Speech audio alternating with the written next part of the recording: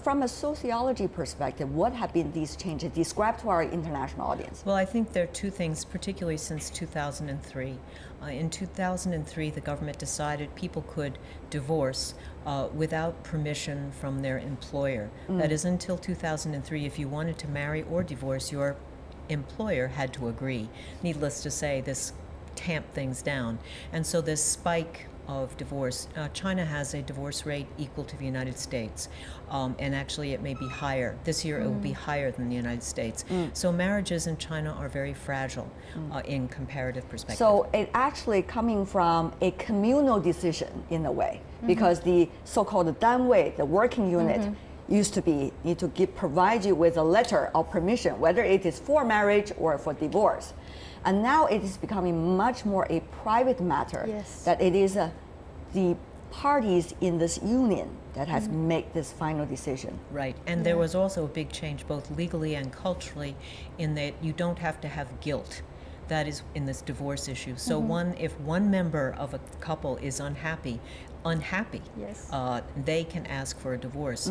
And in China, divorce for 80% of people does not use a lawyer, does not use a court. You simply go to the marriage registry, show your ID, the person behind the counter says, do you agree? Is this voluntary? And then the couple themselves have a very short document saying how they wish to divide their resources, and it's done. You can be in and out with no legal counsel in 1 or 2 hours. But it is a decision between these two people, of course.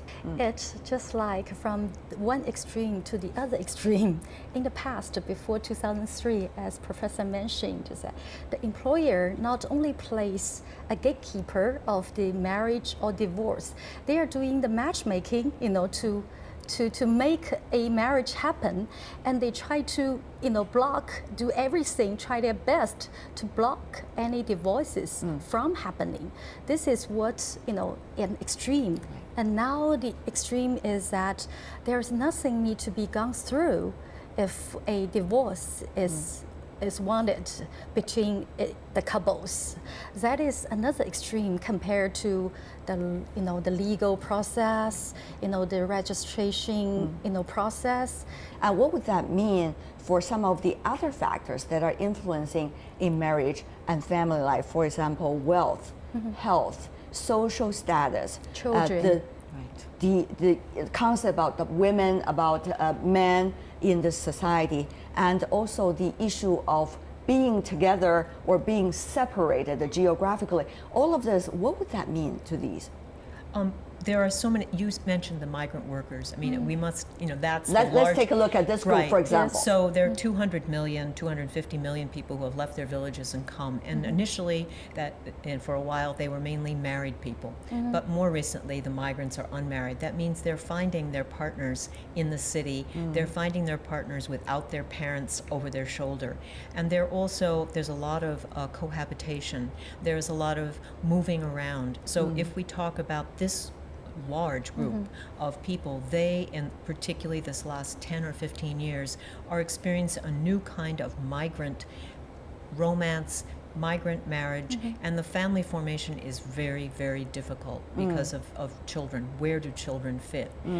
So it's a revolution. There was not anything like this in the last 50 years. I think in some ways the migrant workers who are seen by city people as less educated, less sophisticated, in a way, what I observe, have actually very modern both relationships and the kind of families they're building. They are very unstable, and I think the suffering and the lack of satisfaction is huge.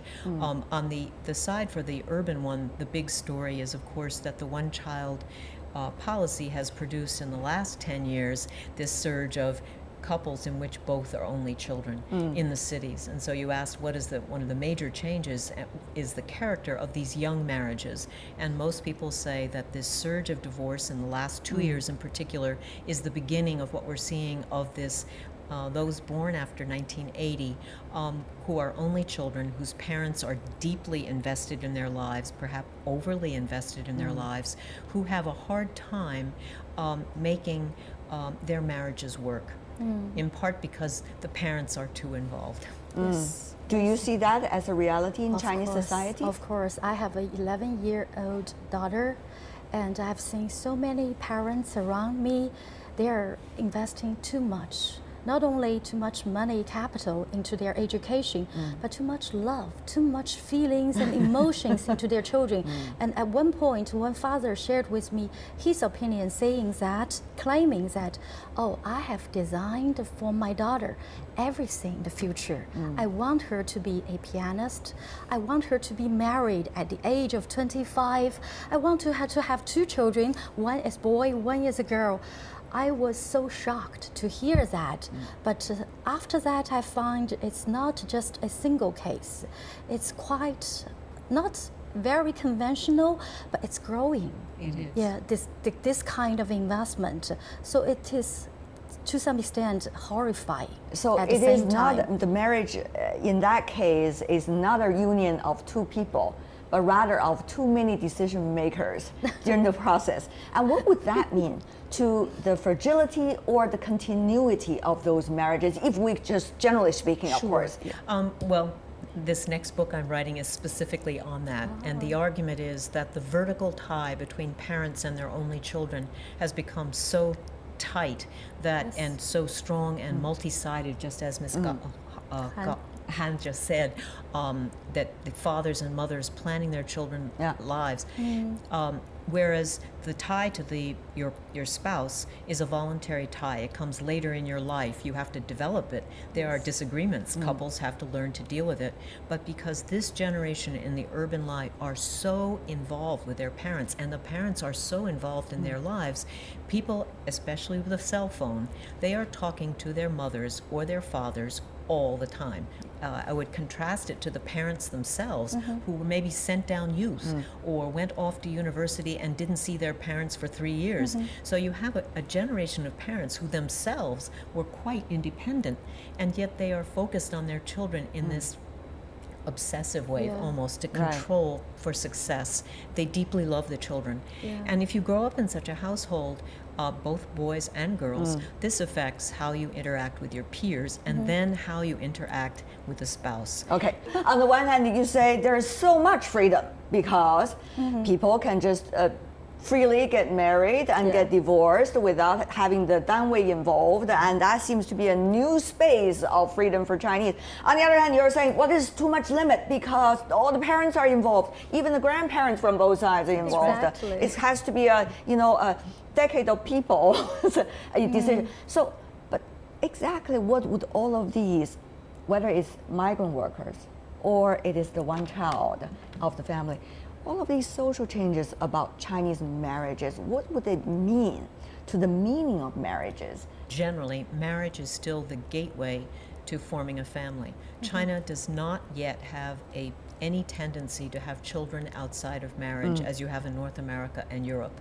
So marriage is essential if you want to be a parent and if that's family formation. So that meaning of marriage is absolutely constant. And when you talked about the value of filial piety, that is also what I observe in others, that the rules for a good family, that is parents and children, parents, the upper generation, those are rather constant. That's what you have called traditional values. But in terms of marriage, I mean, part of it is sexual mores, and there is really a major break in the recent past. The interesting thing is, if you take a long perspective, men could always have partners outside of marriage. Men could take secondary wives. Men who are married visited brothels and concubines. That was a prerogative of men, not for women. Now what we see is a much greater freedom for sexual interaction and intimacy for both women and men. The traditional belief about what is the best the other party in the marriage have not changed much. Is that what you're saying? For men, but not for women. I think there's a big change for women. I think women are unwilling to accept the idea that being a good father, breadwinner, is enough. Hundreds, if not thousands of years, China has been a feudal society. We have all watched the movies of the past, the filial piety, Farewell to My Concubine, just to name a few, that depicts the lives of family and also marital lives.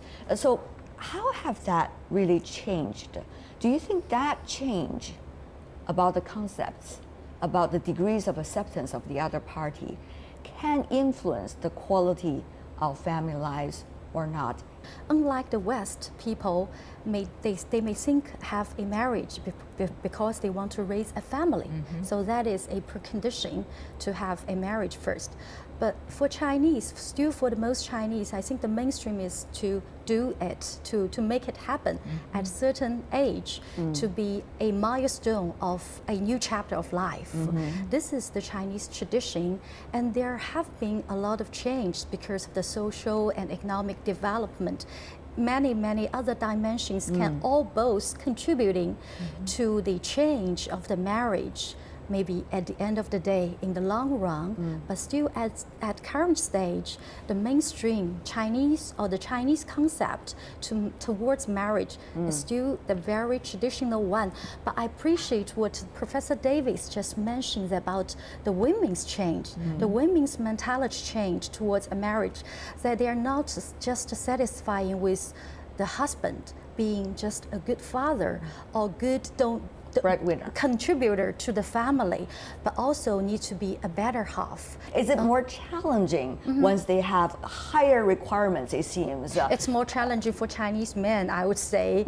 It's maybe a little bit challenging for Chinese women because they are definitely raising the bar to choose their better half, to choose the husband for the rest of their lives, because I think most of them are still very serious to have only one marriage rather than several times. There was a tradition of so-called ideological progress, right? Women holding half of the sky. You see that in political movements in China. From top on down, from Chairman Mao when he mentioned about women can hold half the sky.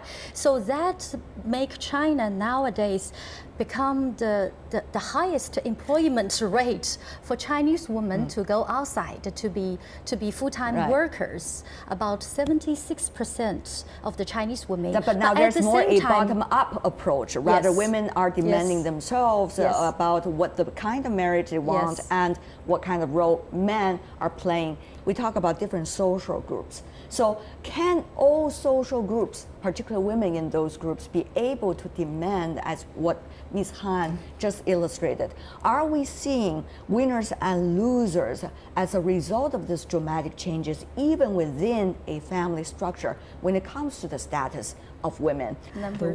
One level of winners are rural women. The actual, they have gained in this situation. Explain, please. They can now work for themselves. They can leave. They can travel.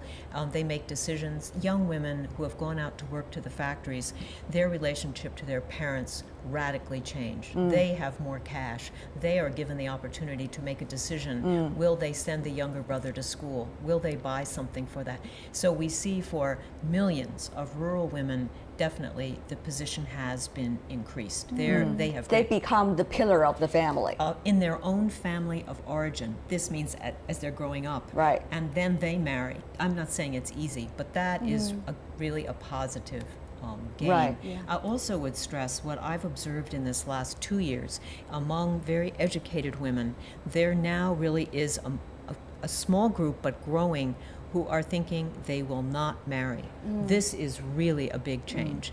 But on the one hand, you see it as social progress. On the other hand, the others see it as so-called leftover women, that is nickname, ungracefully being given to those women as a result of some kinds of media reporting.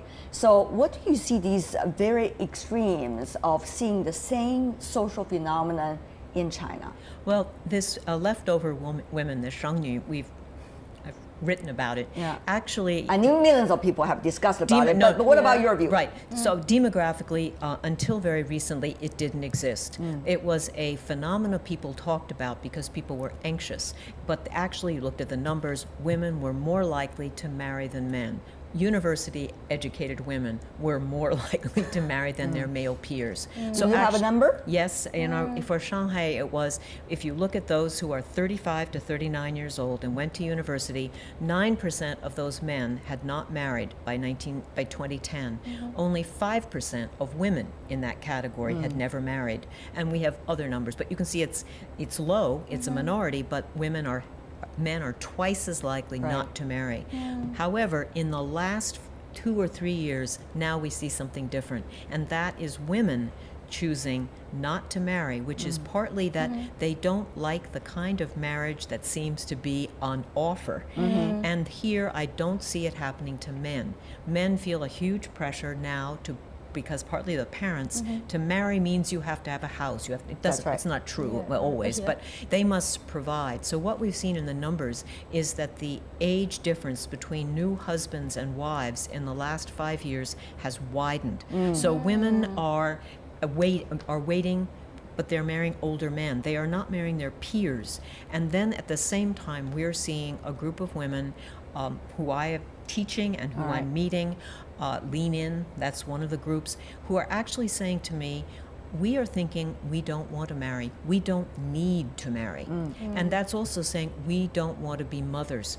That's a choice.